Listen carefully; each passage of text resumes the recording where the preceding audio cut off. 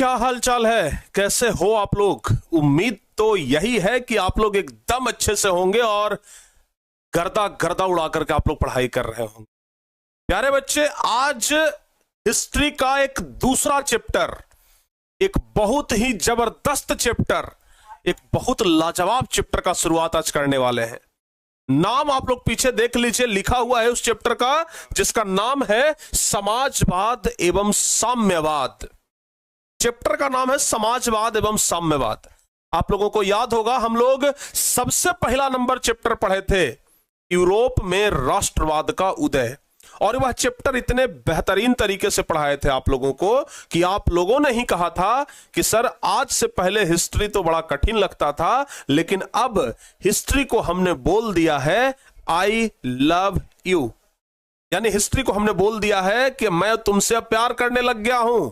तो हिस्ट्री से आप लोगों को प्यार हो गया था। अब कितना प्यार हुआ था और वो प्यार कितना टिकाऊ था, इस चैप्टर में पता लग जाएगा। क्योंकि प्यारे बच्चे, इस चैप्टर में हम लोग पढ़ने वाले हैं समाजवाद के बारे में, साम्यवाद के बारे में, और एक टॉपिक और जो इस चैप्टर में हमें पढ़ना है वो है रूसी क्रांति। ठीक है ना। तो कहते हैं प्यारे बच्चे कि तू हंस, तू मुस्कुरा, तू रोना कम कर दे। सुनिएगा जरा ध्यान से। कहते हैं कि तू हंस, तू मुस्कुरा, तू रोना कम कर दे, और अगर जिंदगी है, अगर जिंदा है तो फिर जिंदगी के नाक में दम कर दे। और मां तेरे पसीने की हर एक बूंद को मोती सा चमकाऊंगा मैं। मां तेरे पसीने की हर एक बूंद को मोती सा चमकाऊंगा मैं। और मां तू सपने बड़े देखना, उसे पूरा करके दिखाऊंगा मैं। प्यारे बच्चे, अपनी मां से वादा किया है आप लोगों ने कि सपना आपका जरूर पूरा करेंगे, तो उस सपने के लिए आपको सोना छोड़ देना पड़ेगा। उस सपने के लिए आप लोगों को मेहनत करना पड़ेगा, तब जाकर के होगा। चलिए, आप लोगों को प्यारे बच्चे आज हम बहुत जबरदस्त तरीके से समाजवाद और साम्यवाद के बारे में पढ़ाना शुरू करते हैं। साथ ही साथ आप लोग ध्यान रखिएगा कि जो बच्चे टॉपर बैच में नहीं जुड़े हैं, वो सभी बच्चे टॉपर बैच में जरूर जुड़ जाइएगा। सभी बच्चे टॉपर बैच में जरूर जुड़िएगा। क्यों जुड़िएगा? क्योंकि ये क्लास सिर्फ आज और पहला क्लास है, इसलिए यूट्यूब पे हो रहा है। कल से यह क्लास पूर्ण रूप से एप्लीकेशन पे चलेगा। तो जो बच्चे टॉपर बैच में जुड़े हैं वो बच्चे तो क्लास कर पाएंगे, जो नहीं जुड़े होंगे वो वंचित रह जाएंगे। तो इसलिए आप लोग टॉपर बैच में जरूर जुड़ जाइएगा। और बाबू, एक बार क्लास को भी आप लोग जबरदस्त तरीके से शेयर कर दीजिए। जितने बच्चे यहां पे जुड़े हुए हैं, एक बार सभी लोग क्या करिए, क्लास को ना एकदम शेयर कर दीजिए बाबू। सभी बच्चे क्लास को जल्दी से एक बार शेयर कर दीजिए।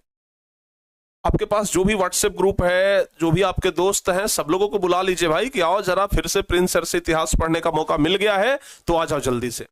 आप लोगों को पता है इस चैप्टर में रॉकी भाई के बारे में पढ़ना है। रॉकी भाई, केजीएफ मूवी आप लोग देखे हैं? केजीएफ मूवी देखे हैं आप लोग? केजीएफ मूवी में जो हीरो है उसको रॉकी भाई कहते हैं। यहां भी आपका एक रॉकी भाई है जिसके बारे में आप लोगों को आज हम पढ़ाने वाले हैं। ठीक है ना। बस आप लोग ध्यान से अगले 1-1.5 घंटे हमारे साथ कंसंट्रेट हो जाइए, पूरा समझा देंगे, पूरा समझ में आ जाएगा। ठीक है ना। चलिए, तो श्री गणेश का नाम लेकर के आज हम इस चैप्टर का श्री गणेश करते हैं, ध्यान रखिएगा। प्यारे बच्चे, सबसे पहली बात तो हम करते हैं चैप्टर का। चैप्टर का नाम क्या है? समाजवाद। चैप्टर का नाम क्या है? समाजवाद। जब हम समझाना शुरू कर दिए हैं तो अब आप लोग कमेंट करना बंद कर दीजिएगा और पूरा ध्यान जो है वो आपका हो जाना चाहिए यहाँ पे, यानी कि क्लास में। अभी तक जो आप लोग मोबाइल ऐसे खड़ा करके देख रहे हैं, कुछ ध्यान आपका ऊपर वीडियो पे है, कुछ ध्यान नीचे कमेंट पे है। बहुत सारे बच्चे ऐसे ही क्लास देखते हैं कि मोबाइल को ऐसे खड़ा करके देख रहे हैं, कुछ ध्यान तो ऊपर वीडियो है, कुछ नीचे कमेंटो पढ़ रहे हैं कि हाँ क्या बात, अरे देखो ये फलानवा ये लिख दिल के रहा, फलानमा देखो ये लिख दिल के, अरे देखिए कोई तो लिख दिल के, उसका रिप्लाई देने में लगल है। भाई वैसे बंद करिए, उसको बड़ा करिए और मोबाइल को ऐसे एकदम रख दीजिए और आराम से बस दिमाग का नस ढीला रखिए, दिमाग का नस खोल के रखिए, आपके दिमाग में डायरेक्ट घुसा देंगे। ठीक है ना। एक एक कॉन्सेप्ट आपके दिमाग में घुसेगा, ये वादा है आपके बड़े भाई का। ठीक है ना। तो प्यारे बच्चे, हम लोगों को पढ़ना है समाजवाद के बारे में और किसके बारे में पढ़ना है? तो और पढ़ना है साम्यवाद के बारे में। और किसके बारे में पढ़ना है? साम्यवाद के बारे में। चलिए, सबसे पहले तो आप हमें यह बता दीजिए सबसे पहले तो आप हमें यह बता दीजिए कि कितने ऐसे बच्चे हैं जिनको समाजवाद के बारे में पहले से पता है। अगर पहले से पता है तो अच्छी बात है, अगर पहले से नहीं पता है तो फिर हम हैं आपको बताने के लिए। चलिए, समाजवाद समझाने के लिए हम आप लोगों को एक शब्द बताते हैं जिसके बारे में हम आपको पहले चैप्टर में समझा चुके हैं। प्यारे बच्चों, आप लोग पहला नंबर चैप्टर में ये शब्द के बारे में पढ़े थे, राष्ट्रवाद पढ़े थे बाबू। पहला नंबर चैप्टर में आप लोग राष्ट्रवाद के बारे में पढ़े थे। और ये राष्ट्रवाद को अगर हम अलग अलग करेंगे तो क्या बनेगा? राष्ट्र जोड़वाद।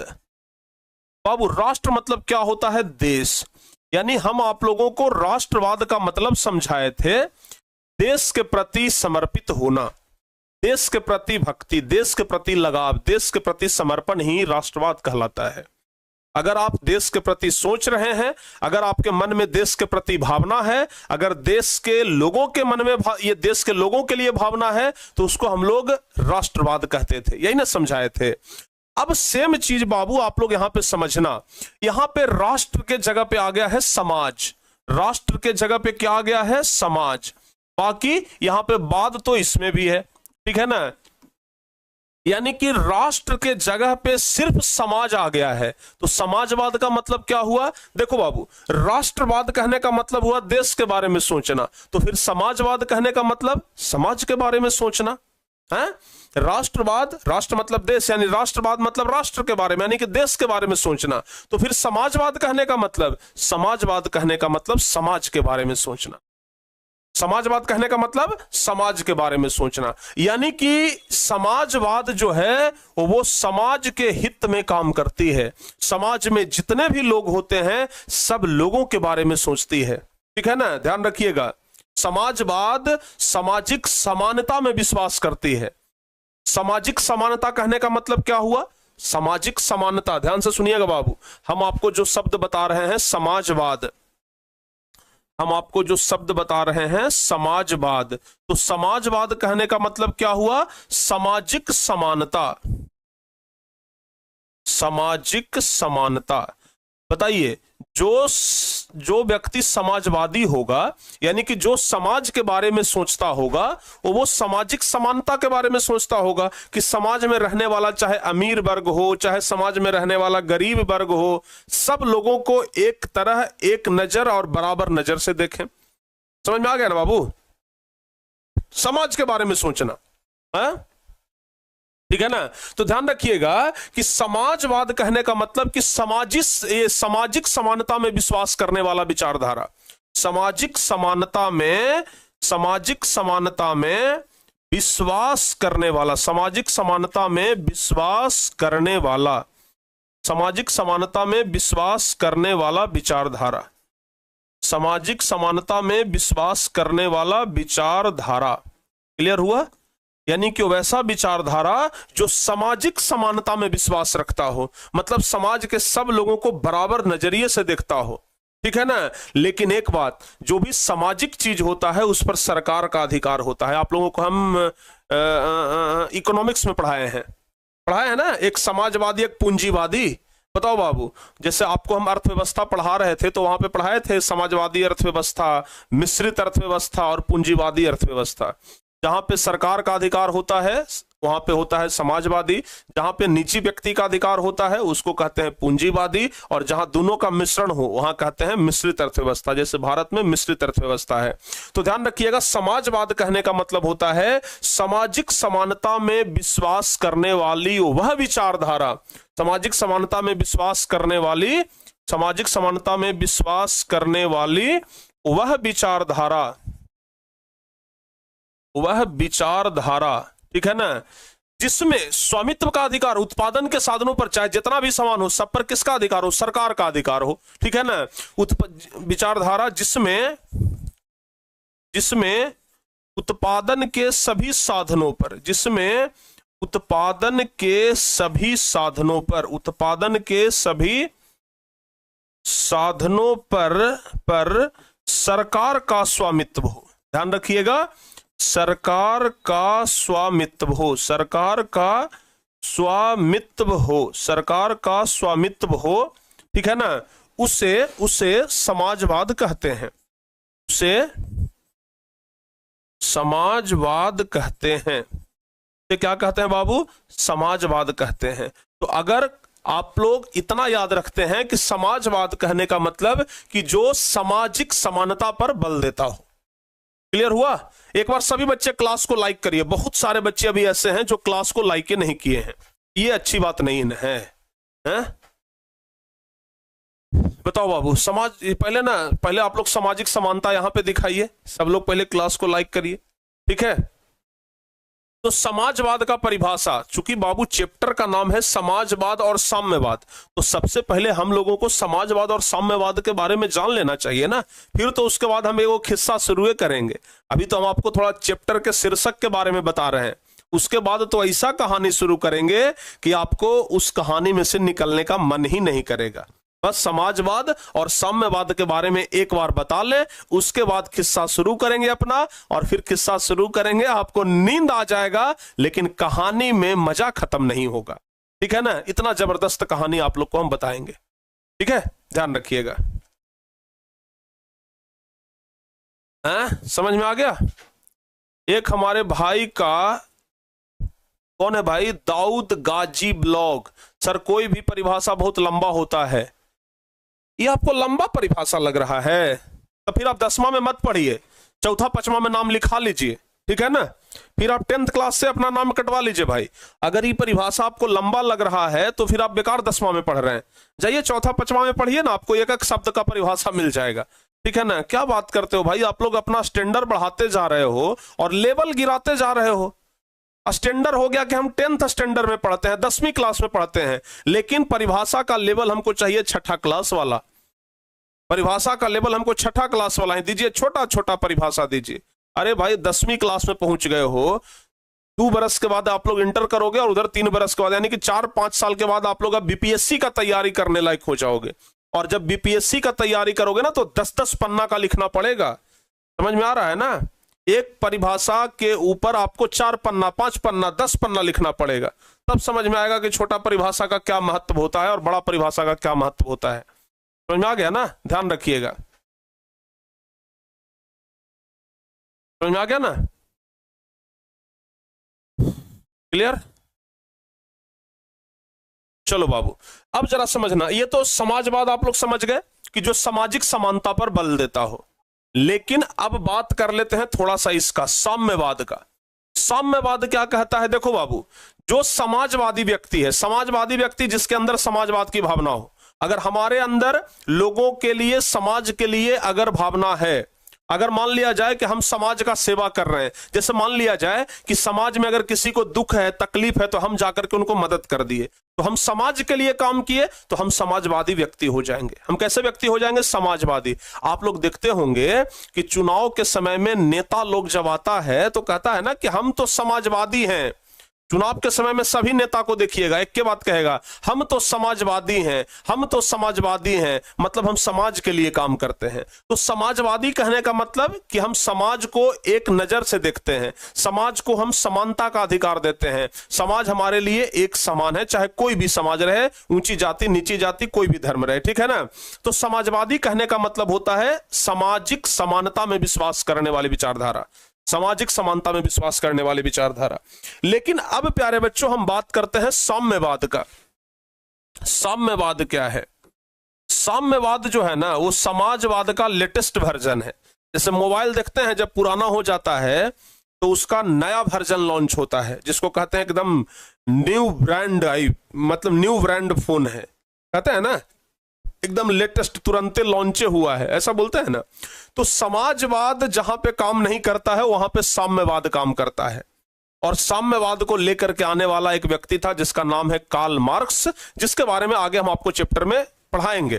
तो साम्यवाद क्या है समझिएगा जरा ध्यान से। अभी जस्ट हम आपको बताए हैं कि समाजवाद सामाजिक समानता पर बल देता है, लेकिन साम्यवाद जो है वो आर्थिक समानता पर बल देता है, ठीक है ना, आर्थिक समानता पर बल देता है। समझिएगा जरा ध्यान से, साम्यवाद आर्थिक समानता। देखो बाबू, समाजवाद कहता है कि हम सभी समाज को, चाहे वो ऊंची जाति हो, नीची जाति हो, अमीर हो, गरीब हो, पैसा वाला हो, नहीं पैसा वाला हो, सबको बराबर देखते हैं। लेकिन साम्यवाद कहता है कि भैया हम सिर्फ अमीर गरीब का फर्क देखते हैं, कोई भी आदमी अमीर और गरीब का हम देखना नहीं चाहते हैं। टोटल जो आदमी गरीब है हम चाहते हैं कि वो भी आगे बढ़ जाए, अमीर चाहते हैं कि वो ज्यादा अमीर ना हो, वो लेवल में आ जाए। यानी कि आर्थिक समानता में विश्वास करने वाली विचारधारा है साम्यवाद। क्या है? आर्थिक समानता में विश्वास करने वाली विचारधारा। ध्यान रखिएगा, लिखेंगे आर्थिक समानता में, आर्थिक समानता में विश्वास करने वाली, आर्थिक समानता में विश्वास करने वाली विचारधारा, आर्थिक समानता में विश्वास करने वाली विचारधारा, वैसा विचारधारा जो कि आर्थिक समानता में विश्वास रखता हो, ठीक है ना। और इसमें ज्यादातर वैल्यू दिया जाता है सर्वहारा वर्ग को। सर्वहारा वर्ग आप लोग समझते हैं ना? सर्वहारा वर्ग मतलब क्या होता है बाबू, बताओ तो जल्दी से। सर्वहारा वर्ग मतलब क्या होता है? सर्वहारा पहला चैप्टर में पढ़ाए थे। सर्वहारा मतलब जो सभी जगह से हारा। तो सभी जगह से कौन हारा? किसान, मजदूर, गरीब, असहाय, ये सबको सर्वहारा वर्ग में रखा जाता है। और साम्यवाद जो होता है ना, वो सिर्फ और सिर्फ सर्वहारा वर्ग के बारे में सोचता है, यानी कि गरीब, असहाय, मजदूर, किसान, इन सब के बारे में सोचता है। तो ध्यान रखिएगा कि साम्यवाद में सर्वहारा वर्ग के प्रभुत्व को स्वीकार किया जाता है। विचारधारा जिसमें सर्वहारा वर्ग के प्रभुत्व को, सर्वहारा वर्ग के प्रभुत्व को स्वीकार किया जाता है। सर्वहारा वर्ग के प्रभुत्व को स्वीकार किया जाता है, किया जाता है, उसे साम्यवाद कहते हैं, उसे साम्यवाद कहते हैं। तो बाबू चैप्टर का हमारा नाम था समाजवाद एवं साम्यवाद। तो हम आप लोगों को समाजवाद के बारे में भी पढ़ा दिए और साम्यवाद के बारे में भी पढ़ा दिए, और चलिए चैप्टर खत्म हो गया। भाई समाजवाद के बारे में पढ़ाइए दिए, साम्यवाद के बारे में पढ़ाइए दिए, चैप्टर खत्म हो गया जी। चैप्टर तो यही था, समाजवाद और साम्यवाद। चलिए चैप्टर खत्म, ठीक है ना, चैप्टर खत्म हो गया बाबू ठीक है ना। चैप्टर खत्म नहीं हुआ है, बल्कि चैप्टर तो अभी शुरू भी नहीं हुआ है। अभी तो हम आपको टाइटल के बारे में ही पढ़ा रहे हैं, ठीक है ना। सर मम्मी बोलती है तुम सब दिन स्कूल जाओ, लेकिन हमको पढ़ना है। सर मम्मी को कुछ बोलिए, पहले तो मम्मी जी को प्रणाम। और अगर बच्चे का इच्छा है कि हम पढ़ें घर पर बैठ करके, अगर स्कूल में पढ़ाई नहीं हो रहा है तो आप नहीं भेजिए, उसमें कोई जोर जबरदस्ती नहीं है। अगर बच्चे घर में बैठ करके पढ़ाई कर रहे हैं तो घर में पढ़ने दीजिए। अगर घर में बच्चे पढ़ाई नहीं कर रहे हैं तो फिर उनको भेजिए ठीक है ना, यही कहेंगे। चलो बाबू, तो समाजवाद और साम्यवाद हम आपको समझा दिए। ध्यान रखिएगा कि समाजवाद शब्द का जो पहला प्रयोग हुआ, समाजवाद शब्द का पहला प्रयोग, ये जो आप समाजवाद देख रहे हैं ना, समाजवाद शब्द का पहला प्रयोग 1827 ईस्वी में हुआ था। याद रखिएगा, बहुत महत्वपूर्ण चीज है। समाजवाद, समाजवाद शब्द का पहला प्रयोग, समाजवाद शब्द का पहला प्रयोग, समाजवाद शब्द का पहला प्रयोग 1827 में कहां में? यूरोप में हुआ था बाबू, ये भी आप लोग ध्यान रखिएगा, ठीक है ना। 1827 में हुआ, ये भी आप लोग ध्यान रखिएगा। तो बाबू कुल मिलाकर के ये आप लोगों को अभी तक हम समाजवाद और साम्यवाद के बारे में पढ़ा दिए। अब हम चलते हैं, एक फ्रेश स्लाइड लेते हैं और यहां से हम आप लोगों को बताना शुरू करते हैं, ठीक है ना। अब कहिएगा कि सर, अब सुनना बाबू, अब एकदम कंसंट्रेट हो जाना आप लोग, अब जरा ध्यान से सुनना। हम बोल रहे हैं कि समाज के बारे में सोचना। अच्छा एक चीज बताओ, राष्ट्रवाद किसको कहते थे? जब राष्ट्र के लोगों पर कोई विपत्ति आती थी, जब देश में, जैसे मान लिया जाए कि हम आपको पढ़ाए यूरोप में राष्ट्रवाद का उदय, तो क्या हुआ था यूरोप में कि जो देश के लोग थे, जो फ्रांस के लोग थे, उन लोगों को सताया जा रहा था, और जब सताया जा रहा था तो लोगों के अंदर वो गुस्सा भड़का, उसे ही कहते हैं राष्ट्रवाद। जब देश के लोगों को सताया जा रहा था तो लोगों के अंदर गुस्सा भड़का, उसको हम लोगों ने क्या बोला? राष्ट्रवाद बोला। तो बाबू यहां हम लोग बोल रहे हैं समाजवाद, यानी कहने का मतलब कि समाज के लोगों को सताया जा रहा होगा, समाज के लोगों को सताया जा रहा होगा, हाँ या ना बोलिएगा आप लोग। जाहिर सी बात है कि समाज के लोगों को सताया जा रहा होगा, तब ना ये चीज निकला कि भाई समाजवाद। तो भाई जब समाज के लोगों को सताया जा रहा था तो आखिर समाज के लोगों को सता कौन रहा था? कौन ऐसा दुस्साहसी था जो समाज के लोगों को सता रहा था? सबसे पहले तो हम लोगों को यह समझना पड़ेगा। समाजवाद तो हम लोग समझ लिए कि भाई समाज के प्रति सोचना, समाज के बारे में सोचना, समाज के हित में सोचना, समाज को एक समान देखना। लेकिन कौन था जो समाज को नहीं सोच रहा था, समाज के बारे में नहीं सोच रहा था, समाज को एक समान तरीके से नहीं देख रहा था? आखिर कोई ना कोई तो ऐसा होगा ना, कोई ना कोई तो ऐसा होगा जो समाज को नहीं चाह रहा होगा, समाज के लोगों को बराबर का अधिकार नहीं दे रहा होगा। तब लोगों के अंदर समाजवाद की भावना पनपी, तब ना लोगों के अंदर समाजवाद की भावना पनपी। तो सबसे पहले यह समझिए कि आखिर समाज को कौन सता रहा था। सबसे पहला चीज तो यही समझना पड़ेगा ना कि आखिर समाज को कौन सता रहा था। तो अब हम आप लोगों को यही समझाते हैं कि समाज को कौन सता रहा था। ठीक है ना, जरा समझिएगा प्यारे बच्चों, जरा ध्यान रखना। 18वीं शताब्दी की बात है, 18वीं शताब्दी की बात है। अब शताब्दी मतलब 100 साल होता है, आप लोग को हम बता चुके हैं। 18वीं शताब्दी की बात है कि इंग्लैंड में औद्योगिक क्रांति हो गया था। ठीक है ना, 18वीं शताब्दी में इंग्लैंड में क्या हो गया था? औद्योगिक क्रांति। औद्योगिक क्रांति क्या है बहुत सारे बच्चे को नहीं पता होगा, आप लोगों को पढ़ना है चैप्टर में, आप लोगों को चैप्टर में पढ़ना है, लेकिन अभी फिलहाल हो सकता है कि आपको नहीं पता होगा, हम बताते हैं। औद्योगिक क्रांति कहने का मतलब होता है, औद्योगिक क्रांति कहने का मतलब होता है मशीन युग की शुरुआत, मशीन युग की शुरुआत। औद्योगिक क्रांति कहने का मतलब होता है बाबू मशीनरी युग की शुरुआत। जैसे देखो बाबू, पहले सब काम होता था हाथ से, कपड़ा भी बनता था तो हाथ से बनता था। आप लोग गांधी जी को चरखा चलाते हुए देखे होंगे।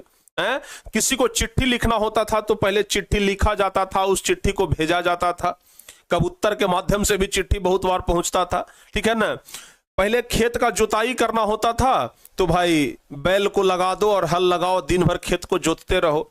लेकिन हम बैल, खेत या चिट्ठी पिट्ठी की बात नहीं करते हैं, हम बात कर रहे हैं कपड़ा बनाने का। बाबू पहले कपड़ा बनता था हाथ से, लेकिन क्या हुआ कि इंग्लैंड में सबसे पहले मशीन का आविष्कार हुआ।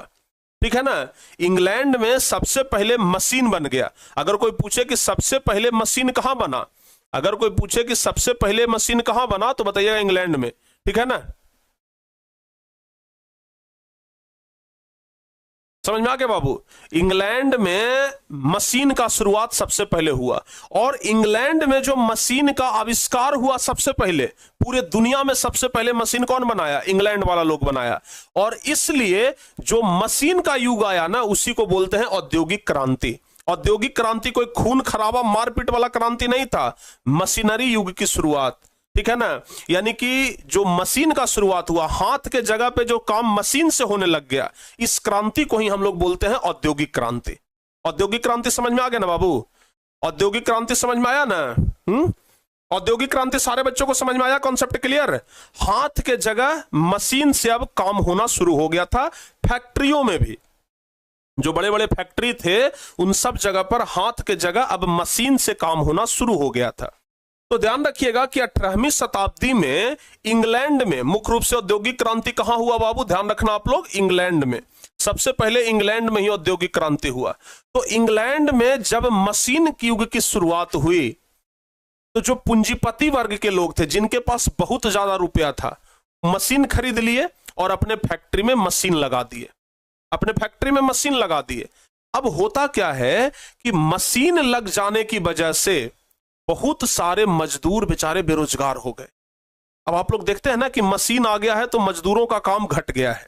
जैसे पहले मिट्टी का खुदाई करना होता था तो 10 गो 20 गो 50 गो 100 गो मजदूर लगा दिया जाता था, लेकिन अब क्या है, मिट्टी का खुदाई करना होता है तो 100 गो मजदूर लगाने का जरूरत नहीं है, 100 गो मजदूर लगाने का जरूरत नहीं है, एगो जेसीबी लगा दीजिए, काम हो जाएगा। 100 गो मजदूर अगर 10 दिन में करेगा तो एगो जेसीबी 2 दिन में काम कर देगा। तो बताइए, मशीन निकल जाने से वो 100 गो मजदूर बेरोजगार हो गया कि नहीं हो गया? अगर मशीन नहीं निकलता तो बेचारा मजदूर को तो रोजगार मिल जाता, लेकिन मशीन आने की वजह से मजदूरों का बेरोजगार छीन गया। ठीक है ना, सभी मजदूर लोग बेरोजगार हो गए, सभी मजदूर लोग बेरोजगार हो गए। अब क्या हुआ कि जब पूंजीपति वर्ग के लोग, यानी कि जिनके पास रुपया पैसा था, जो फैक्ट्री के मालिक थे, वो मशीन खरीदना शुरू कर दिए और मजदूरों को हटाना शुरू कर दिए। ठीक है ना, थोड़ा बहुत काम अगर बचा था मजदूरों वाला तो मजदूर पर बहुत ज्यादा अत्याचार करने लग गए, क्योंकि अब उनको डिपेंडेंसी ये हो गया था, मशीन पर हो गया था कि भाई मजदूर नहीं रहेगा तो मत रहे, 100 मजदूर है काम करने वाला। क्योंकि मशीन के आ जाने से ना बहुत सारे मजदूर बेरोजगार हो गए थे, मजदूर बेचारे रोड पे भटकते थे, कोई उनको काम तक नहीं देता था, ये नौबत था।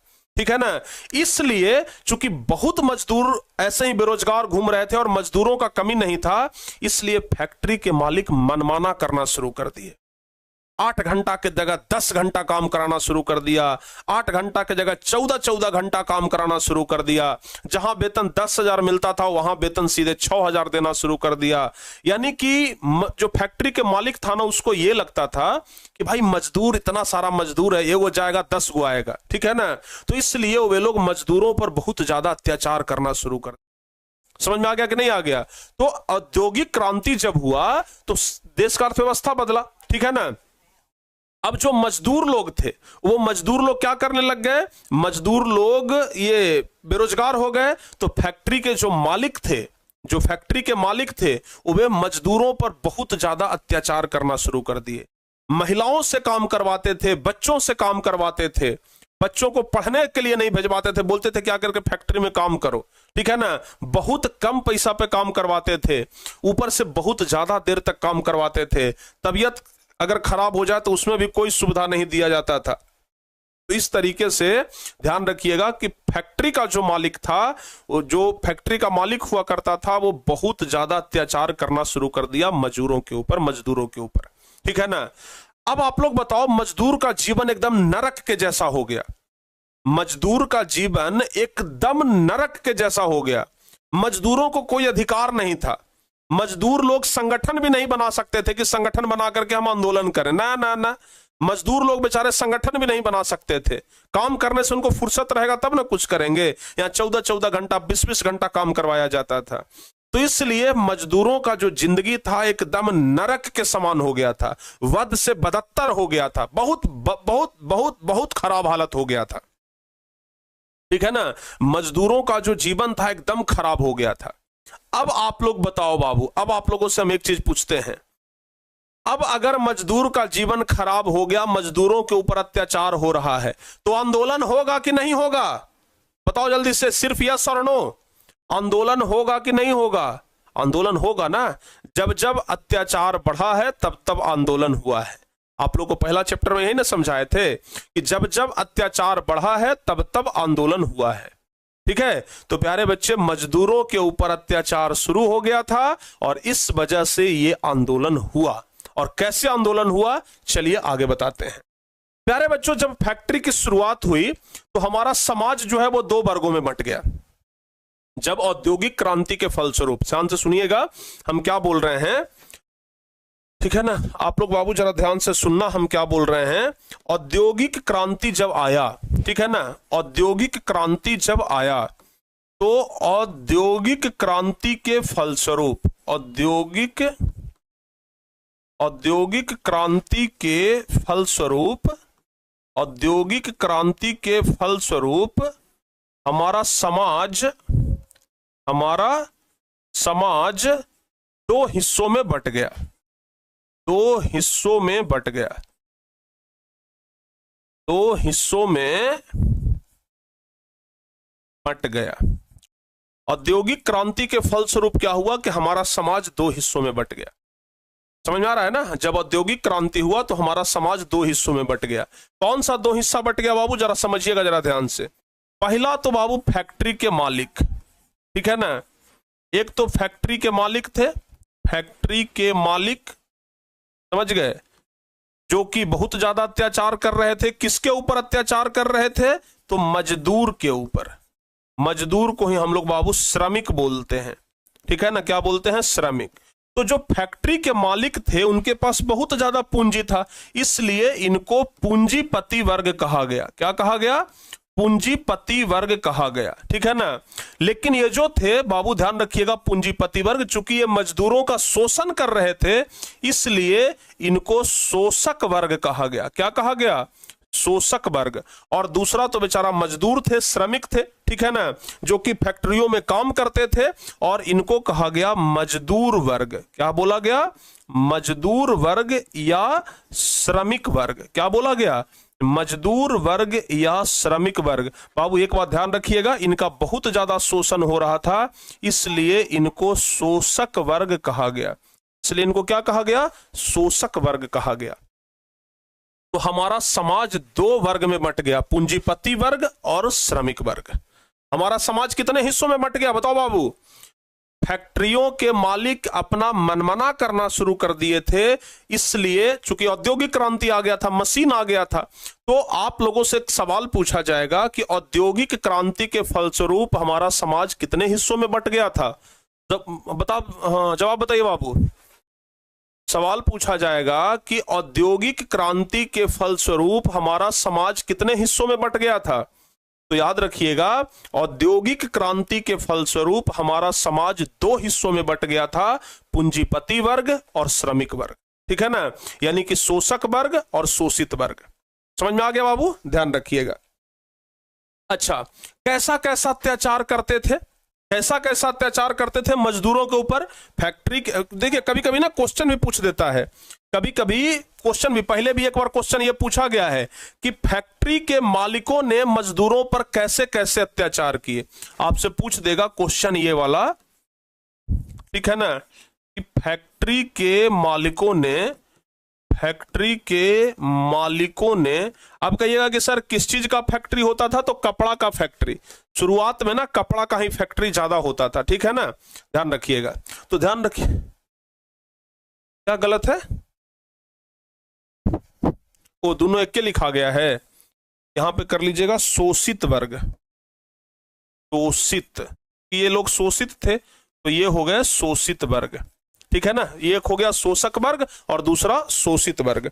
तो बाबू फैक्ट्री के क्वेश्चन आएगा कि फैक्ट्री के मालिकों ने मजदूरों पर कैसे कैसे अत्याचार किए? कैसे कैसे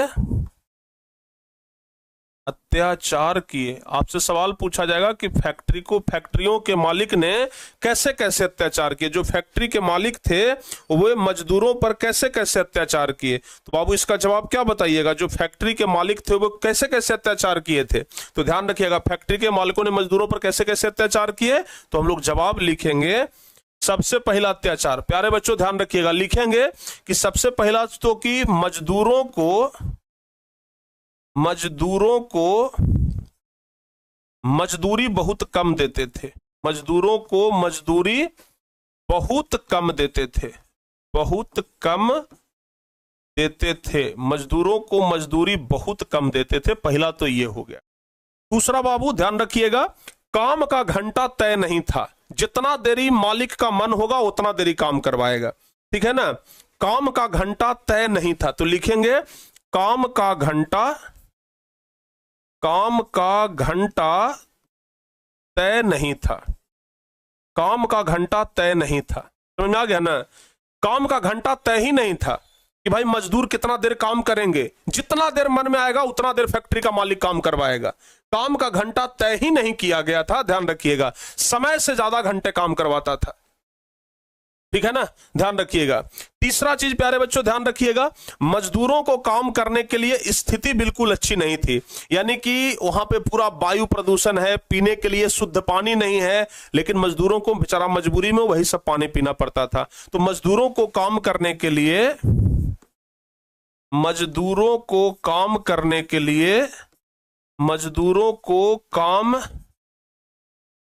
करने के लिए, मजदूरों को काम करने के लिए वातावरण ठीक नहीं था। वातावरण ठीक नहीं था, मजदूरों को काम करने के लिए वातावरण ठीक नहीं था। तीसरा हो गया कारण। चौथा कारण क्या लिखेंगे? मजदूरों को, ये मजदूरों के स्वास्थ्य की चिंता बिल्कुल नहीं की जाती थी। मजदूर अगर बीमार है तो बीमारों में आओ, काम करो, लेकिन छोड़ेंगे नहीं। ठीक है ना, ध्यान रखिएगा। ठीक है ना, तो मजदूरों को काम करने के लिए वातावरण ठीक नहीं था, ध्यान रखिएगा। ये तो हो गया। अगला, मजदूरों का स्वास्थ्य का ख्याल, मजदूरों का स्वास्थ्य का ध्यान नहीं रखा जाता था, ध्यान नहीं रखा जाता था। ये तो हो गया। अगला बाबू ध्यान रखिएगा, और कौन सा अत्याचार होता था? महिलाओं और बच्चों से भी काम करवाया जाता था।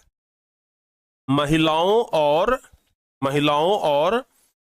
बच्चों से भी, महिलाओं और बच्चों से भी काम करवाया जाता था। महिलाओं और बच्चों से भी काम करवाया जाता था। महिलाओं और बच्चों से काम करवाया जाता था, सोचिए, यानी कि सभी महिला और सभी बच्चे काम करते थे। समझ में आ गया कि नहीं आ गया? महिलाओं और बच्चों से काम करवाया जाता था। तो ये सभी अत्याचार थे जो फैक्ट्री के मालिक मजदूरों के ऊपर करते थे। अब बताओ बाबू, जब जब अत्याचार हुआ है तब तब कोई ना कोई व्यक्ति तो आगे आया है ना, है? जैसे आप लोग देखिए कि जब फ्रांस में अत्याचार हो रहा था तो नेपोलियन बोनापार्ट आगे आया था, और नेपोलियन बोनापार्ट आगे आकर के लेनिन आगे आया, गैरीवाल्डी आगे आया। आप लोग पढ़े हैं ना, है? काउंट काबुरियन सब के बारे में तो आप लोग पढ़े हैं। तो ये सब व्यक्ति वैसे थे जो कि आगे आए। तो यहां भी जब अत्याचार हो रहा था तो कुछ व्यक्ति थे जो कि समाजवादी व्यक्ति थे। कुछ व्यक्ति थे जो कि समाजवादी व्यक्ति थे, जो कि समाज के बारे में सोचते थे। ठीक है ना, कुछ व्यक्ति जो समाजवादी व्यक्ति थे, जो समाज के बारे में सोचते थे, वह व्यक्ति आगे आए। वह व्यक्ति आगे आए कि भाई हम समाज के बारे में कुछ काम करेंगे, समाज के बारे में सोचेंगे, और समाज के ये जो मजदूरों के साथ जो अत्याचार हो रहा है उसको, अत्याचार को रोकेंगे। ठीक है ना, तो कुछ समाजवादी विचारधारा वाले व्यक्ति थे। समाजवादी विचारधारा क्या है? जिन व्यक्ति के अंदर समाजवाद की भावना उत्पन्न होती है, या फिर जिन्होंने समाजवाद को आगे बढ़ाया, उन्हें समाजवादी व्यक्ति कहते हैं। हम लिख देते हैं यहां पर समाजवादी विचारधारा, ध्यान रखिएगा। समाजवादी विचारधारा वाले व्यक्ति, समाजवादी विचारधारा। समाजवादी विचारधारा क्या है? तो ध्यान रखिएगा, जिन व्यक्तियों के अंदर समाजवाद की भावना उत्पन्न हुई, जिन व्यक्तियों के अंदर, ध्यान से सुनना बाबू,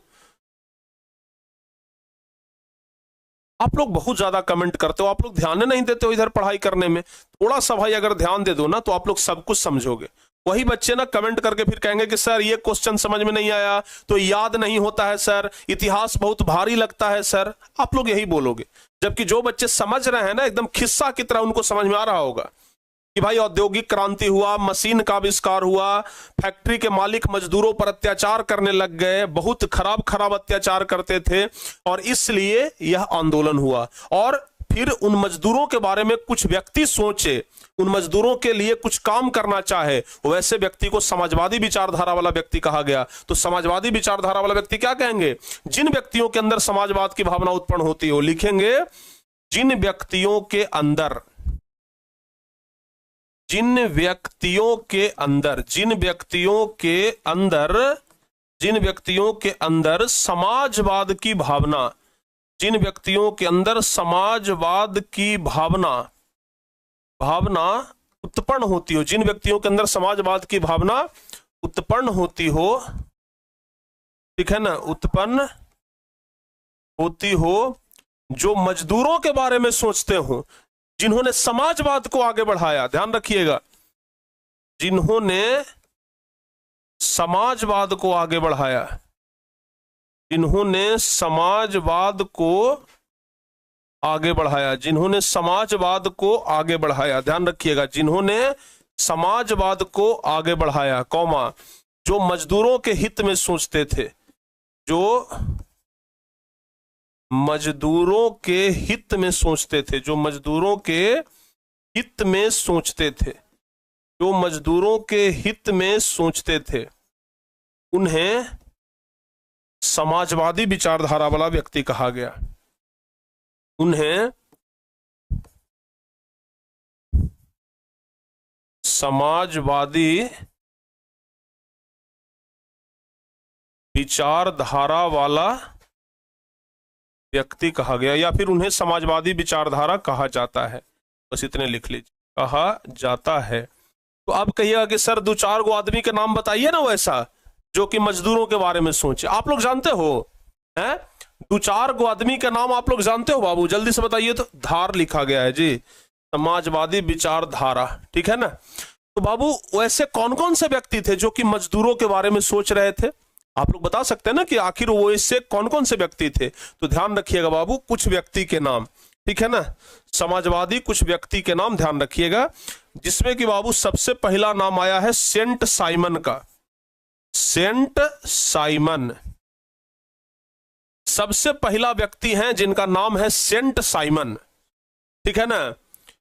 इन्होंने मजदूरों के लिए सबसे पहले सोचा, ठीक है ना। सेंट साइमन ने मजदूरों के लिए सबसे पहले सोचा। उसके बाद प्यारे बच्चों ध्यान रखिएगा, नाम है फॉरियर, फॉरियर, ठीक है ना।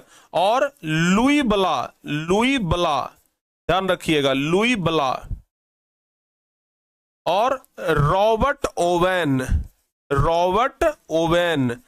ये सब चूंकि ज्यादातर विदेशी लोग हैं तो इसलिए उनका नाम भी विदेशी के जैसा है, नाम भी उनका क्या है, विदेशी के जैसा है। तो सेंट साइमन हो गए जो कि मजदूरों के बारे में सोचे। चार्ल्स फॉरियर, इनका पूरा नाम है चार्ल्स फॉरियर, तो चार्ल्स फॉरियर हो गए, लुई बला हो गए, रॉबर्ट ओवेन हो गए। तो ये सब मजदूरों के बारे में सोच रहे थे। लेकिन एक ऐसा व्यक्ति जो कि मजदूरों के लिए पूरा इतिहास ही बदल करके रख दिया, उस व्यक्ति का नाम है कार्ल मार्क्स। ध्यान रखिएगा, उस व्यक्ति का नाम है कार्ल मार्क्स। और इसका एक दोस्त था जिसका नाम था फ्रेडरिक, फ्रेडरिक एंगल्स, एंगल्स, ध्यान रखिएगा, फ्रेडरिक एंगल्स। ये दो व्यक्ति बाबू जिन्होंने मजदूरों के बारे में सबसे ज्यादा सोचा। ये दो व्यक्ति कौन हैं? कार्ल मार्क्स और फ्रेडरिक एंगल्स। जरा फोटो को ध्यान से देखिए, ठीक है ना। ये दोनों व्यक्ति हैं जिन्होंने मजदूरों के लिए सब कुछ किया, मजदूरों की दुर्दशा को बदल करके रख दिया। ये है कार्ल मार्क्स। देखिए तो जरा अपने रॉकी भाई के जैसा लगते हैं का हैं? हम तो इनको भाई प्यार से रॉकी भाई बुलाते हैं, ठीक है ना। इन्होंने मजदूरों के लिए इतना बढ़िया काम किया है कि हम तो इनको कार्ल मार्क्स नहीं कहते हैं, हम इनको कहते हैं अपना रॉकी भाई। और चेहरा भी देखिए ना, थोड़ा थोड़ा रॉकी भाई से ही मिलता है, दाढ़ी उड़ी भी एकदम वैसा ही रखते हैं रॉकी भाई वाला, ठीक है ना। बताओ बाबू, है कि नहीं है? तो ये है कार्ल मार्क्स और इन्हीं के दोस्त हैं फ्रेडरिक एंगल्स। ये दोनों ने मजदूरों के लिए जितना काम किया ना, उतना काम किसी ने नहीं किया। इनका कहना था कि दुनिया के मजदूरों एक हो जाओ, तुम्हारे पास खोने के लिए बचा ही क्या है? तुम्हारे बेड़ियों और तुम्हारे जंजीरों के अलावा। इसलिए जब तक एक नहीं होगे तब तक कुछ नहीं होएगा। तो इसलिए कार्ल मार्क्स और फ्रेडरिक एंगल्स ये दो ऐसे व्यक्ति हैं जिन्होंने मजदूरों के लिए बहुत कुछ किया है। लेकिन इन दोनों के अलावा भी और भी व्यक्ति हैं भाई जिन्होंने मजदूरों के लिए बहुत कुछ किया, जिनमें एक नाम तो बाबू आता है किनका? एक नाम तो आता है किनका? आप लोग को अभी बताया ना, नाम किनका आता है? सबसे पहले कहे जाते हैं सेंट साइमन। अगर सबसे पहले समाजवादी बोला जाए तो सबसे पहले समाजवादी हैं सेंट साइमन, ठीक है ना। फिर चार्ल्स फॉरियर, लुई बला, रॉबर्ट ओवेन, ये सब भी मजदूरों के लिए बहुत काम किए, ठीक है, ध्यान रखिएगा। तो बाबू ध्यान रखना एक चीज आप लोग कि समाजवादी जो व्यक्ति हुए, भाई कटा गया, दांती कटा गया।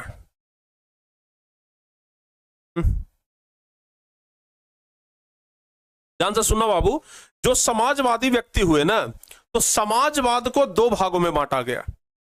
समाजवाद को कितने भागों में बांटा गया? समाजवाद को दो भागों में बांटा गया। एक कार्ल मार्क्स से पहले का समाजवाद और एक कार्ल मार्क्स से के बाद का समाज, ठीक है ना। तो बाबू याद रखना आप लोग, समाजवाद का जो चयन हुआ, ठीक है ना,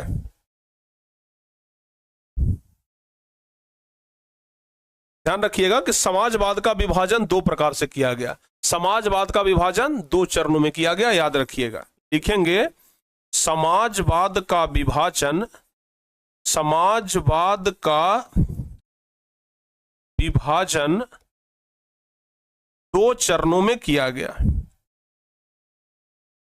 दो चरणों में समाजवाद का विभाजन दो चरणों में किया गया। समाजवाद का विभाजन दो चरणों में किया गया, ध्यान रखिएगा। समाजवाद का विभाजन कितने चरणों में? दो चरणों में किया गया। प्यारे बच्चे, किस तरीके से समाजवाद का विभाजन हुआ जरा समझना आप लोग। बीच में हम मान लेते हैं किनको? कार्ल मार्क्स को, ठीक है ना। कार्ल मार्क्स, अपना रॉकी भाई, ठीक है ना। बीच में इनको मार लेते हैं क्योंकि भाई सबसे मुख्य काम तो यही किए हैं। तो ध्यान रखिएगा, कार्ल मार्क्स को हम बीच में मानते हैं, एकदम मध्य में। तो कार्ल मार्क्स के पहले जो समाजवादी हुए, कार्ल मार्क्स का जब शासन काल आया, कार्ल मार्क्स का जब समय आया, उनके पहले भी बहुत सारे ऐसे व्यक्ति थे जो कि समाज के लिए काम कर रहे थे। तो कार्ल मार्क्स के पहले के जो समाजवादी हुए, इनको, यानी कि इनके पहले, ध्यान रखिएगा, पहले कार्ल मार्क्स के पहले के जो समाजवादी हुए, इनको बोला गया यूटोपियन। क्या बोला गया?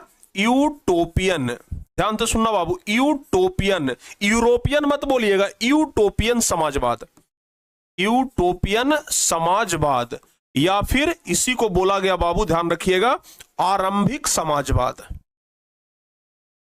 आरंभिक समाजवाद। तो अगर आपसे पूछ लिया जाए, अगर आपसे पूछ लिया जाए कि यूटोपियन समाजवाद क्या है, तो क्या बताइएगा?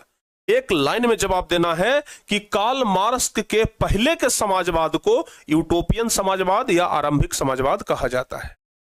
कार्ल मार्क्स के पहले के समाजवाद को यूटोपियन समाजवाद या आरंभिक समाजवाद कहा जाता है।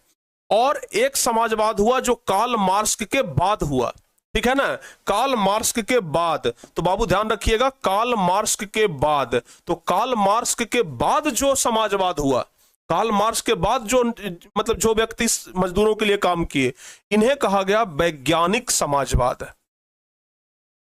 इन्हें क्या कहा गया? वैज्ञानिक समाजवाद। तो आप लोगों से हो सकता है कि लघुतरीय में दो प्रश्न पूछा जाए। लघुतरीय का पहला प्रश्न बनेगा कि यूटोपियन समाजवाद क्या है, या फिर आरंभिक समाजवादी किसे कहते हैं। तो बताइएगा कि कार्ल मार्क्स के पहले के समाजवाद को यूटोपियन समाजवाद या आरंभिक समाजवाद कहा जाता है, और कार्ल मार्क्स के बाद के समाजवाद को वैज्ञानिक समाजवाद कहा जाता है। अच्छा, आप लोग यहां तक बताइए पहले कॉन्सेप्ट क्लियर है कि नहीं है? सारे बच्चे पहले एक बार कमेंट करके बताओ भाई, कॉन्सेप्ट क्लियर है कि नहीं। अगर सारे बच्चे कमेंट कर दिए कि गुरुजी कॉन्सेप्ट क्लियर, तब हम इसके आगे पढ़ाएंगे। अगर सारे बच्चे कमेंट कर दिए ना कि हाँ सर जी कॉन्सेप्ट क्लियर है, तब हम इसके आगे बढ़ेंगे। तो यहां तक सारे बच्चों का एकदम कॉन्सेप्ट क्लियर है, पूरा कमेंट बॉक्स डबल सी से भरना चाहिए, तब हम समझेंगे कि हाँ एकदम कॉन्सेप्ट क्लियर है, ठीक है ना। तब हम समझेंगे कि हाँ एकदम कॉन्सेप्ट क्लियर है। जल्दी जल्दी से बाबू, पूरा कमेंट बॉक्स एकदम डबल सी से भर जाना चाहिए। वाह। अच्छा, आप लोग ये बताओ, इतिहास जब हम पढ़ा रहे हैं तो आप लोगों को कैसा लग रहा है? क्या आप लोग को समझने में थोड़ा सा मुश्किल हो रहा है, या फिर बहुत इजी से समझ में आ रहा है? अगर आप लोगों को समझने में मुश्किल हो रहा है तो लिखिए 1, और अगर आप लोगों को बड़े आराम से समझ में आ जा रहा है तो फिर आप लोग एक बार जरा दिल वाला चित्र बना करके भेजिए, दिल वाला इमोजी भेज दीजिए। अगर आराम से समझ में आ रहा है तो दिल वाला, अगर समझने में मुश्किल हो रहा है तो 1 लिख करके भेजिए, तब ना समझेंगे कि एकदम दिल से बता रहे हैं कि समझ गए सर। बताओ बाबू, what is double C? Double C stands for concept clear, ठीक है ना। डबल सी का मतलब होता है कॉन्सेप्ट क्लियर, मतलब पूरा कॉन्सेप्ट क्लियर। और हम एक ही सिद्धांत पे कार्य करते हैं कि concept clear then result clear. जब तक आपका कॉन्सेप्ट क्लियर नहीं होगा तब तक आपका रिजल्ट क्लियर नहीं होगा। तो इसलिए सबसे ज्यादा जरूरी है आपका कॉन्सेप्ट का क्लियर होना, हर एक कॉन्सेप्ट क्लियर होना चाहिए। बहुत सारे बच्चे लिख रहे हैं कि गुरुजी 1, और बहुत सारे बच्चे लिख रहे हैं कॉन्सेप्ट, ये मतलब कि उनका इजी से, मतलब कुछ बच्चों को समझने में थोड़ा सा मुश्किल हो रहा है, कुछ बच्चों को समझने एकदम बड़ा आसानी से आ रहा है। तो अगर बहुत सारे बच्चों को आसानी से समझ में आ रहा है, इसका मतलब तो यह है कि हमारे समझाने में कोई कमी नहीं है। बहुत सारे बच्चों को, इतने सारे बच्चों को आसानी से समझ में आ रहा है, इसका मतलब कि हमारे समझाने में कमी नहीं है। आप लोगों को अगर थोड़ा सा मुश्किल लग रहा है समझना, इसका मतलब कि आप लोगों ने पहले या तो पढ़ा नहीं है या तो फिर आप पढ़ने में कमजोर हैं, आपको और ज्यादा ध्यान देने की जरूरत है। क्योंकि अगर हमारे कॉन्सेप्ट समझाने से अगर इतने सारे बच्चे समझ रहे हैं, मतलब अच्छे तरीके से हम समझा रहे हैं बच्चों को, ठीक है ना। सर आप जैसा हिस्ट्री टीचर देखा ही नहीं, वाह क्या बात है।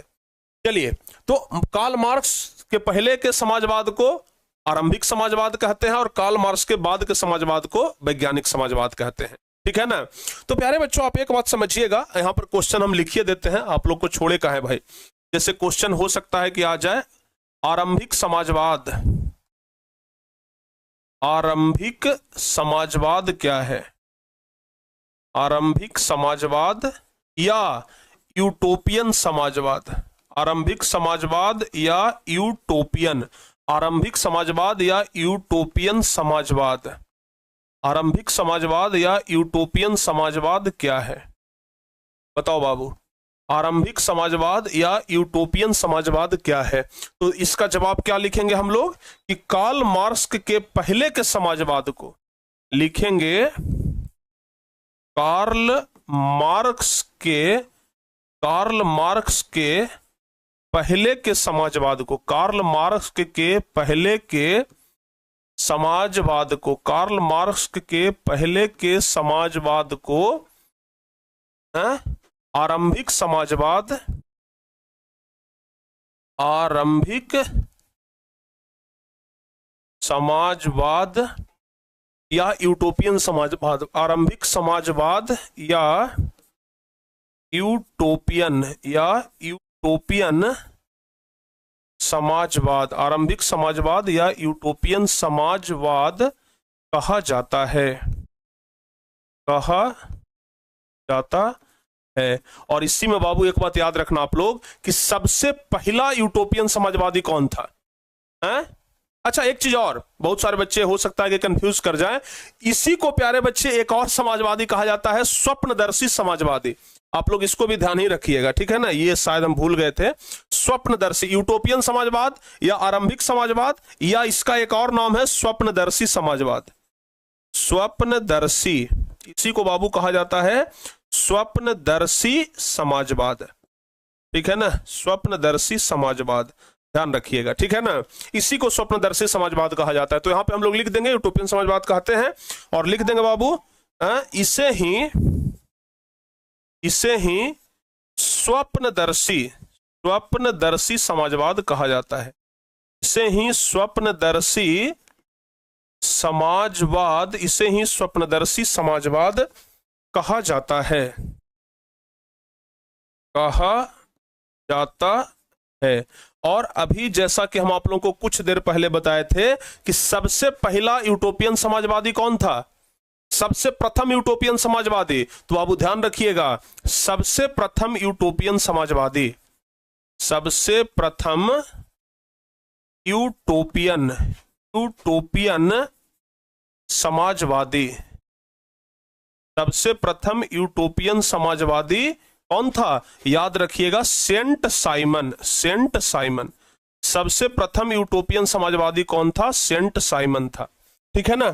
सबसे प्रथम यूटोपियन समाजवादी कौन था बाबू? सेंट साइमन था, ध्यान रखिएगा, ठीक है ना। सबसे प्रथम यूटोपियन समाजवादी कौन था? तो नाम याद रखिएगा, सेंट साइमन, याद रहेगा बाबू।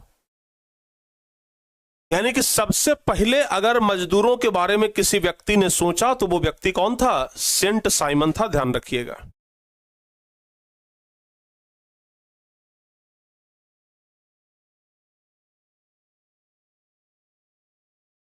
बहुत बढ़िया भाई। एक बच्चे कह रहे हैं कि सर जो बच्चे पढ़ने में तेज हैं उनको समझ में आ जाए ये बड़ी बात नहीं है, कमजोर बच्चों को साथ में लीजिए तब अच्छा टीचर होंगे। भाई देखो, अब बात ऐसा है कि अगर हम सिर्फ कमजोर बच्चों के बारे में सोचते ना तो इतना हम मेहनत ही नहीं करते। अगर इतना हम मेहनत करते हैं, एक एक चीज अभी तक देखे हैं, पीडीएफ का यूज थोड़ा सा भी किए हैं? नहीं किए हैं, क्योंकि हमें पता है कि कौन चीज बच्चों को पीडीएफ से पढ़ाना है, कौन चीज बच्चों को हाथ से लिख करके पढ़ाएंगे तब समझ में आएगा। और आप लोगों को ऐसा कहते हुए थोड़ा सा सोचना चाहिए था कि प्रिंस सर के बारे में ये बात बोल रहे हैं। कि सर आप होशियार बच्चों के लिए सिर्फ काम करते हैं। भाई आप ये बिल्कुल गलत सोच रहे हो। हम हमेशा उस निचले स्तर बच्चों के लिए काम किए हैं शुरू से ही। जब से हमने टारगेट बोर्ड चैनल का शुरुआत किया तब से लेकर के अभी तक हम सिर्फ और सिर्फ उन निचले स्तर के बच्चों के लिए काम किया है जिनको कॉन्सेप्ट समझ में नहीं आता था। हम ये पहली बार सुन रहे हैं, अभी तक के टारगेट बोर्ड के इतिहास में एक बच्चे के मुंह से हमने पहली बार ये बात सुना है कि सर आप होशियार बच्चों के लिए काम कर रहे हैं, कमजोर बच्चों के लिए काम करिए। भाई हमने ये बहुत दुख हो रहा है अंदर से, सच बता रहे हैं, बहुत दुख हो रहा है। क्योंकि अगर हम कोई काम अच्छे तरीके से कर रहे हैं और उस काम में अगर कोई बोले कि आप ये काम अच्छे से नहीं कर रहे हैं ना, तो फिर बड़ा दुख होता है। आप लोग सोचिए कि बहुत मेहनत करके आप खाना बनाइए, ठीक है ना, घर में तो इसे मम्मी खाना बनाती है, लेकिन बहुत मेहनत करके आप खाना बनाइए और खाना आप अपने दोस्त को खिलाइए और आपका दोस्त बोल दे कि अरे भाई खाना तो बढ़िया बना ही नहीं है। आपको बड़ा तकलीफ होगा कि एक तो तुम्हारे लिए इतना मेहनत करके खाना बनाया, ऊपर से तुम खाना को दूस रहे हो, कितना तकलीफ लगता है। वही बाबू आपके लिए हम इतना मेहनत करते हैं, लेकिन आप अगर थोड़ा सा कमी हमें निकाल देते हो ना, तो फिर अंदर से दिल टूट जाता है, बड़ा तकलीफ लगता है, ठीक है ना, दिल अंदर से रो जाता है कि भाई जिनके लिए हम इतना मेहनत कर रहे हैं, हम कमजोर बच्चों के लिए हमेशा मेहनत किए हैं। हम जानते हैं कि हम कमजोर बच्चों के लिए मेहनत करेंगे तो जो बच्चे पढ़ने में तेज हैं वो अपने आप समझ जाएंगे, उनको ऊपर हमको ज्यादा ध्यान देने की जरूरत नहीं है। हमें ध्यान देने की जरूरत है कमजोर बच्चों पर, ठीक है ना। और हमेशा कसम से बता रहे हैं, शुरू से लेकर के अभी तक हमने सिर्फ और सिर्फ कमजोर बच्चों के लिए काम किया है। तो भाई हाथ जोड़ते हैं आपके सामने, प्लीज ऐसा आरोप हम पर दोबारा मत लगाइएगा, ठीक है ना, कि सर कमजोर बच्चों के बारे में नहीं सोचते हैं। भाई एक एक बच्चों के बारे में हम सोचते हैं, ठीक है ना। थोड़ा सा आप लोग रिवीजन करके आइए, थोड़ा सा पहले से हो सके तो पिछले साल वाला वीडियो देख करके आइए। आप लोगों को रिकॉर्डेड वीडियो हमने दे दिए हैं, तो वो सब देख करके आइए ना, उनको समझ में आएगा। आपके एप्लीकेशन में रिकॉर्डेड है ना पिछले वाला 2025 वाला, वो देखिए, 2024 वाला वो सब देखिए। बताओ भाई, ठीक है ना। चलिए आगे बढ़ते हैं। तो सबसे यूटोपियन समाजवादी कौन था बाबू? सबसे पहला सेंट साइमन था, ठीक है ना। चलिए, अच्छा, सेंट साइमन का एक कथन था, यह भी आप लोग ध्यान रखिएगा। सेंट साइमन क्या बोलते थे पता है? सेंट साइमन का कथन याद रखना बाबू, सेंट साइमन का कथन, सेंट साइमन का एक कथन था। क्या कथन था? सेंट साइमन कहते थे कि अगर कोई व्यक्ति कमजोर है तो उसको बहुत कम काम दीजिए, अगर कोई व्यक्ति मजबूत है तो उसको थोड़ा सा ज्यादा काम दीजिए। यानी कि प्रत्येक व्यक्ति को उनकी क्षमता के अनुसार काम मिलना चाहिए। अगर हम ज्यादा काम कर सकने में सक्षम हैं तो हमको ज्यादा काम मिले। अगर कोई व्यक्ति कमजोर है, कम काम करता है, तो उसको कम ही काम दीजिए, ठीक है ना। तो सेंट साइमन बहुत अच्छा एक बात बोले थे कि प्रत्येक व्यक्ति को उनकी क्षमता के अनुसार काम मिलना चाहिए और फिर उनकी क्षमता के अनुसार या फिर उनकी काम के अनुसार उनको पारिश्रमिक यानी कि मजदूरी भी मिलना चाहिए। तो सेंट साइमन का एक कथन जो कि बड़ा प्यारा कथन है कि प्रत्येक व्यक्ति को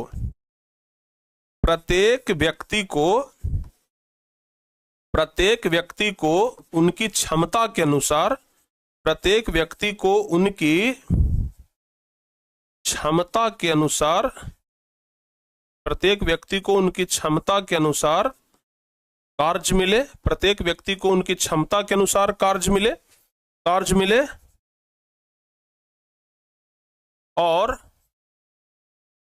जितना कार्य मिला, जो व्यक्ति जितना काम किया तो काम के अनुसार उनका मजदूरी मिलना चाहिए। ऐसा नहीं कि मनमाना ढंग से मजदूरी दे दीजिए।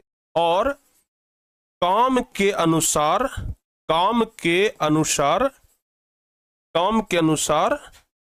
उनका मजदूरी मिलना चाहिए, काम के अनुसार उनका मजदूरी मिलना चाहिए, काम के अनुसार उनका मजदूरी मिलना चाहिए। तो ये सेंट साइमन का कथन था। ये कभी कभी लघुतरीय में भी पूछ देता है या तो फिर ऑब्जेक्टिव में पूछता है कि बताइए ये किनका कथन है कि प्रत्येक व्यक्ति को उनकी क्षमता के अनुसार कार्य मिले और उस काम के अनुसार उनको पारिश्रमिक मिले। ये किनका कथन है? तो आप लोग बताइएगा कि ये सेंट साइमन का कथन है, ठीक है ना। बताओ बाबू, ठीक है, समझ में आ गया ना बाबू? है? तो ये बात ध्यान रखिएगा। तो सेंट, अच्छा, या फिर लघु तरीय प्रश्न में पूछेगा तो कैसे पूछेगा कि सेंट साइमन का क्या कथन था, तो बताइएगा कि सेंट साइमन का कथन है कि प्रत्येक व्यक्ति को उसकी क्षमता के अनुसार कार्य मिले और उस कार्य के लिए उनको उचित पारिश्रमिक भी मिले। तो ये सेंट साइमन का कथन था। ये बात आप लोग ध्यान रखिएगा, याद रहेगा बाबू, ध्यान रखिएगा। और भी बहुत सारे ऐसे समाजवादी हैं जो कि अलग अलग बात बोले हैं, ठीक है ना। बहुत सारे ऐसे समाजवादी हैं जो कि अलग अलग बात बोले हैं, उनको आप लोग ध्यान रखिएगा। आप लोग इस फोटो में जरा देखिए, यही है सेंट साइमन, ठीक है ना। तो सेंट साइमन का कथन हम आपको बता दिए, ठीक है ना, ध्यान रखिएगा। सेंट साइमन का कथन बता दिए हम आप लोगों को, एक कथन बता दिए सेंट साइमन का, ठीक है ना। एक और फ्रांसीसी विचारक, अच्छा वही सेंट साइमन जिनका मानना था कि राज्य समाज को इस ढंग से संगठित करना चाहिए कि लोग एक दूसरे का शोषण करने के बदले मिलजुल कर कार्य करें, यानी कि यही सेंट साइमन। एक तो सेंट साइमन का कथन वो बताए, सेंट साइमन कहते थे कि भाई हर एक राज्य को, हर एक समाज को, हर एक व्यक्ति को मिलजुल करके काम करना चाहिए। भगवान ने हमें जो कुछ दिया है उसका मिलजुल करके उपयोग करना चाहिए। गॉड ने हमें जो कुछ भी दिया है उसका मिलजुल करके हम लोग काम करें और क्षमता के अनुसार कार्य करें। क्षमता से ज्यादा काम ना करिए, जितना आपकी क्षमता है उतना काम करिए, क्षमता के अनुसार कार्य मत करिए।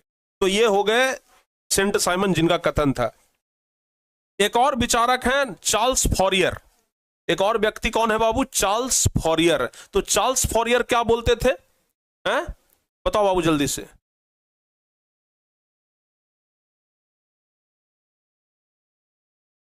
ठीक है ना, समझ में आ गया ना बाबू। चार्ल्स फॉरियर क्या बोलते थे?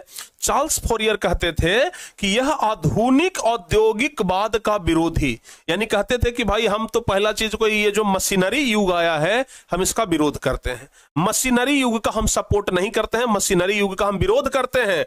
तथा उनका मानना था कि श्रमिकों को छोटे नगर अथवा कस्बों में काम करना चाहिए। देखिए चार्ल्स फॉरियर थे ना, ये कहते थे कि मजदूर लोग कमाने के लिए शहर जा रहे हैं तब ना उनका शोषण हो रहा है। जैसे आज बिहारी मजदूर कमाने के लिए गुजरात जाते हैं, चेन्नई जाते हैं, मद्रास जाते हैं, मुंबई जाते हैं, उनका शोषण होता है। तो चार्ल्स फॉरियर का कहना था कि भाई आप कमाने के लिए बाहर जा रहे हो तब ना आपका शोषण हो रहा है। घर ही पर कोई छोटा मोटा धंधा कर लो, घर ही पर कोई छोटा मोटा काम करो, कैसे कोई शोषण कर लेगा। तो चार्ल्स फॉरियर का कथन था कि घर पर ही, छोटे नगर में ही, छोटे गांव में ही आप कोई छोटा मोटा काम करिए, वो ज्यादा बढ़िया है, लेकिन फैक्ट्री में जाकर के काम मत करिए, ठीक है ना। तीसरे है प्यारे बच्चों लुई बला। तीसरे कौन है? लुई बला। सर आपका मैट्रिक में कितना नंबर आया था? प्यारे बच्चों हमारा मैट्रिक में जो नंबर था वो था 87%, नहीं मिस्टेक हो गया, 79% था, 79%, ठीक है ना। कितना था? 79.4 करके कुछ था। हम एग्जाम दिए हैं मैट्रिक का 2015 में, लेकिन समझ लीजिए कि अभी से 10 साल पहले 2015 में हम मैट्रिक का एग्जाम दिए थे, आप लोग देंगे 2026 में, आप लोगों से 11 साल पहले, ठीक है ना। और हम लोगों के टाइम में ऑब्जेक्टिव नहीं था, पूरा सब्जेक्टिव चलता था। ऑब्जेक्टिव चलता था तो मजा ही मजा था। ये जो आप लोग 79 देख रहे हैं ना, ये हो सकता है कि 89 रहता, लेकिन हम लोगों के टाइम में ना सिर्फ सब्जेक्टिव था, ऑब्जेक्टिव था ही नहीं, तो इसलिए थोड़ा सा मुश्किल था। लेकिन अब तो ऑब्जेक्टिव हो गया है, फिर भी बच्चे कहते हैं कि जरा सिलेबसवा हार्ड है। हम लोग के टाइम वाला जाके 2015 का कभी क्वेश्चन बैंक उलट करके देखिए, 2015 का क्वेश्चन बैंक उलट करके देखिए, तब पता लगेगा। हमारा सेंटर गया था बिहार शरीफ, हमारा सेंटर गया था बिहार शरीफ, पहाड़ी पर एक हाई स्कूल है, छोटी पहाड़ी शायद या बड़ी पहाड़ी के नाम से जानते हैं, एग्जैक्ट हमें याद नहीं है। तो बिहार शरीफ में ना पहाड़ी पर एक हाई स्कूल है, वहीं पर हमारा सेंटर गया था और वहीं पर हम एग्जाम दिए थे। हमको ये भी याद है कि हमारा एग्जाम जो था वो दूसरी सिटिंग में था, ठीक है ना, हमारा एग्जाम जो था वो दूसरी सिटिंग में था, बड़ा अच्छा लगता था, ठीक है ना। लेकिन उस समय जैसे आज आपको पढ़ने में थोड़ा सा दिक्कत हो रहा है ना, हमको भी पढ़ने में उस समय वैसा ही दिक्कत होता था, और इसलिए हम अच्छा पढ़ा पाते हैं क्योंकि हमको पता है कि हम कहां कहां पर पढ़ते समय अटकते थे।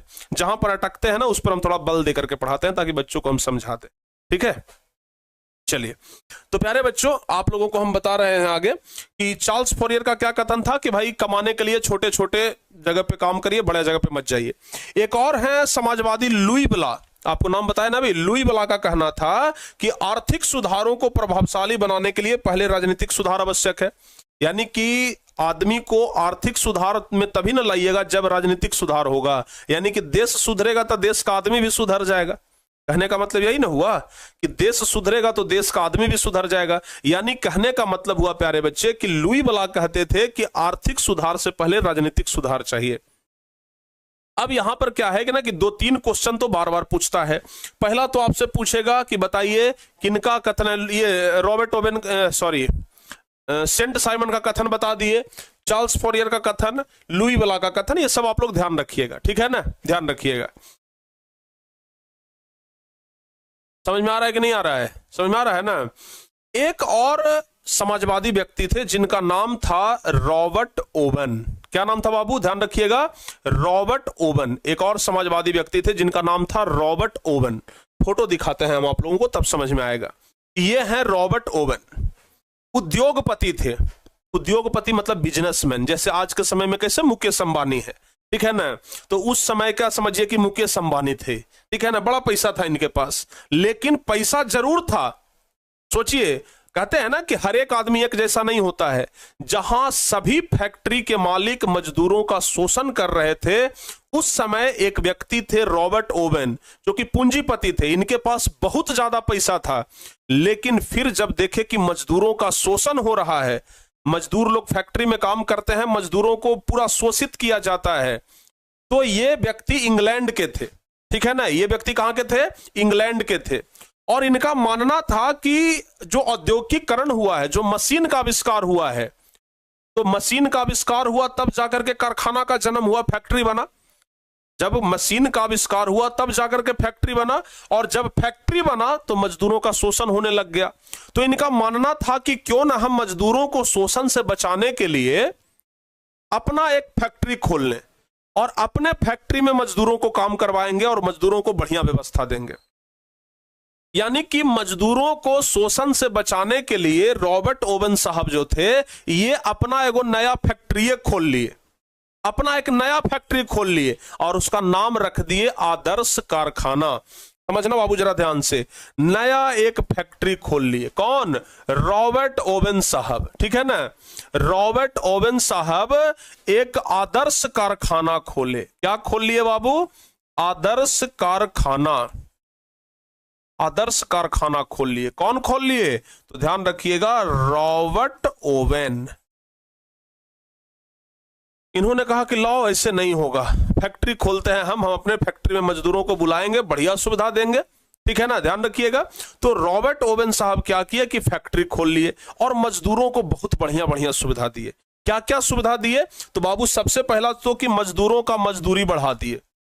मजदूरों को बोले कि भाई शोषित होने का जरूरत नहीं है, हम तुम्हारे बारे में सोच रहे हैं, तुम हमारी फैक्ट्री में आओ, हमारी फैक्ट्री में काम करो, हम अपनी फैक्ट्री में तुमको हर एक तरह का सुविधा देंगे, हम अपनी फैक्ट्री में तुम्हें हर एक तरह का सुविधा देंगे। और मजदूरों को रॉबर्ट ओवन अपनी फैक्ट्री में बुला लिए। मजदूरों को क्या किए? अपनी फैक्ट्री में बुला लिए। इंग्लैंड के थे भाई, सोच लीजिए। कहते हैं ना कि हर एक आदमी ऐसा नहीं होता, ये भी तो अंग्रेजे थे ना, इंग्लैंड के हुए तो ये भी अंग्रेज थे, लेकिन अंग्रेज होते भर में भी कितने दयालु थे कि मजदूरों के बारे में बढ़िया सोचे, ठीक है ना। इन्होंने क्या किया कि जो भी मजदूर इनके फैक्ट्री में आया उनका मजदूरी बढ़ा दिए। जहां मजदूरों को मिलता था कम मजदूरी, वहां ज्यादा मजदूरी देने लग गए। काम के घंटे कम कर दिए, बोलते थे कि तुमको 12 घंटा 14 घंटा काम करने की जरूरत नहीं है, आराम से 6 घंटा 8 घंटा काम करो, बस उतना काफी है।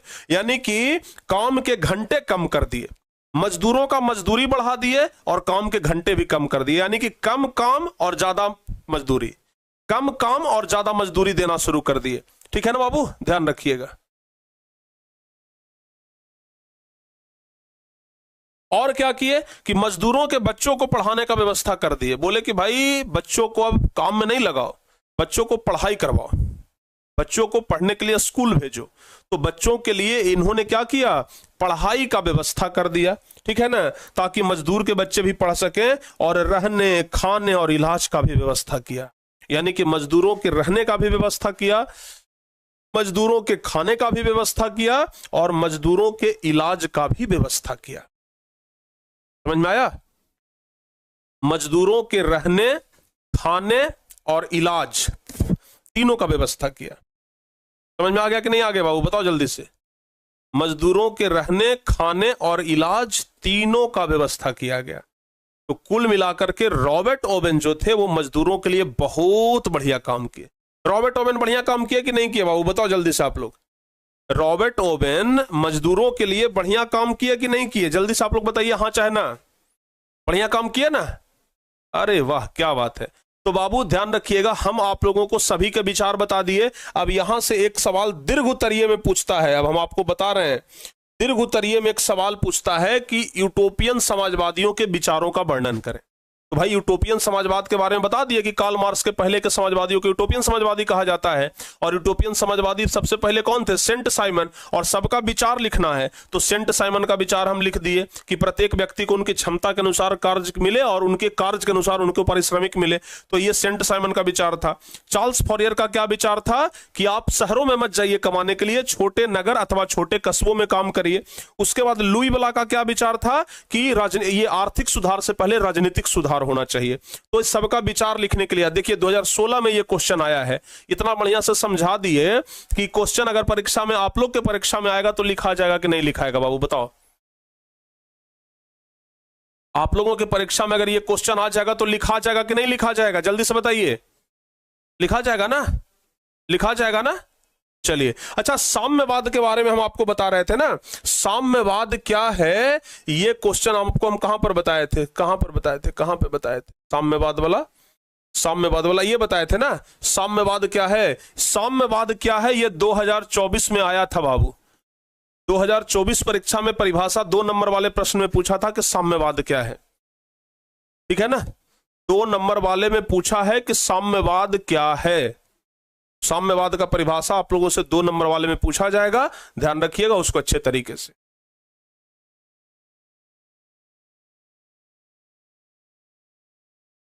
ठीक है ना, हाँ सीधे लिखिएगा।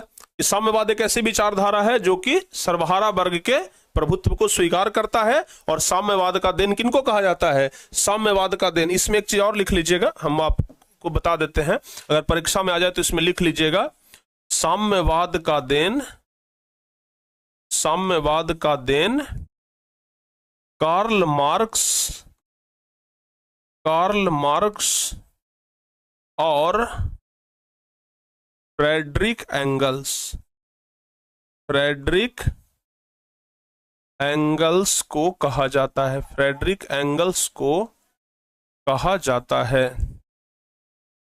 लिख लीजिएगा ये चीज, कार्ल मार्क्स, ये साम्यवाद का जनक कार्ल मार्क्स और फ्रेडरिक एंगल्स को कहा जाता है।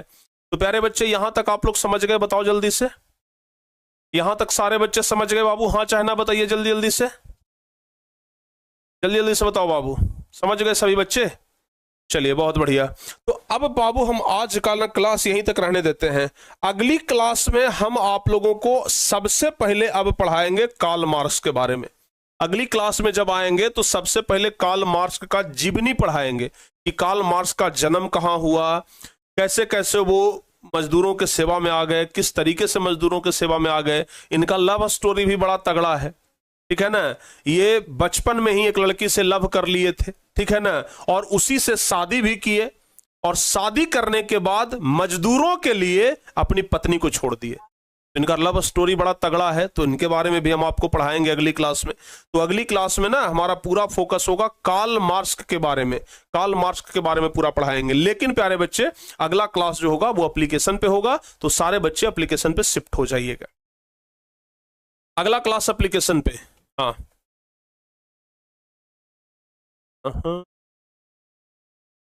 कल सुबह में ही पढ़ा दे क्या, कल सुबह में ही पढ़ा दें, कल सुबह में पढ़ा देते हैं कार्ल मार्क्स के बारे में, क्या कहते हो आप लोग। चलिए कल सुबह में जब क्लास लेंगे 7 बजे वाला तो हम आपको कार्ल मार्क्स के बारे में पढ़ा देंगे, फिर कल शाम में हम फिजिक्स का क्लास लेंगे, ठीक है ना। हाँ तो बाबू कल सुबह में आप लोग पढ़ने के लिए तैयार रहिएगा, ठीक है ना। कल कार्ल मार्क्स के बारे में हम आपको विस्तार से पढ़ाएंगे। तो फिलहाल आप लोग बताइए कि आज का यह वाला क्लास आप लोग को कैसा लगा, बताओ बाबू जल्दी से। आज का यह वाला क्लास आप लोगों को कैसा लगा जरा जल्दी से बताइए। आज का यह वाला क्लास आप लोगों को कैसा लगा, एक बार जल्दी से बताओ बाबू। आज का यह क्लास आप लोगों को कैसा लगा, एक बार जल्दी से हमें बता दीजिए।